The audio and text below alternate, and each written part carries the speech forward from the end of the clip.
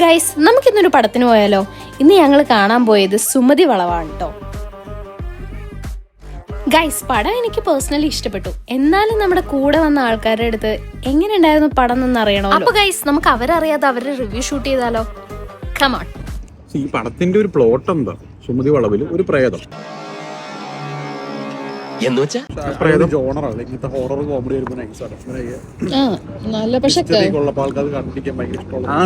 നല്ല ജംസ്കേഴ്സ് ഉണ്ട്, ഇങ്ങനെ പേടിക്കലടാ, മിസ്റ്ററി ഉണ്ട്, ഇതൊക്കെ ഉണ്ട്. അതാണ് അതിന്റെ പ്ലോട്ട്. അതാണ് പതിവ് പോലെ എന്റെ പെർഫോമൻസ് ഗംഭീരമായിട്ടുണ്ട്. ഈ പടത്തിന്റെ വേറെ കാര്യം എന്ന് വെച്ചിട്ടുണ്ടെങ്കിൽ ഇവര് ആ ഒരു എന്താ സുമതി വളവ് അവര് ആ പസില് മിസ്റ്ററി സോൾവ് ചെയ്തോ, ആ ഒരു പസിൽ സോൾവ് ചെയ്തോ. ഇവര് എന്താ സംഭവിക്കണേന്ന് നിങ്ങൾക്ക് മനസ്സിലായോ? ആരെങ്കിലും കണ്ടുപിടിച്ച എന്താ അതിനെ കുറിച്ച് പിന്നെ ഒന്നുമില്ല. ഇവര് നല്ല ഫോമിലാണല്ലോ.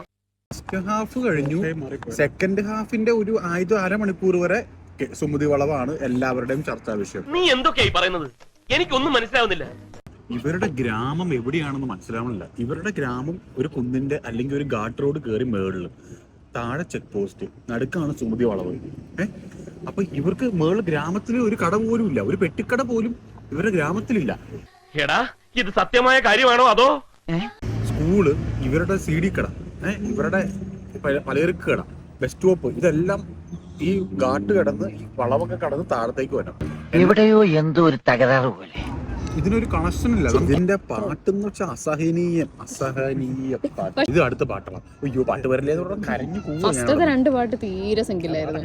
തമിഴ് സ്റ്റൈല് എന്തോ ഒരു. അയ്യോ, ആദ്യത്തെ പാട്ട് പറയണ്ട. പാണ്ടിക്കരിമ്പാറ ഞാൻ കേട്ടത്. പാണ്ടിക്കരിമ്പാറ പോലെയാണ് പടമായിട്ട് ഒരു രീതിയിൽ ഒത്തുപോണില്ല ഈ പാട്ടുകൾ ഒന്നും തന്നെ. അവസാനത്തെ ഒരു പാട്ട് മാത്രം ഓക്കെ വൺ ടൈം വാച്ച് ആണ്.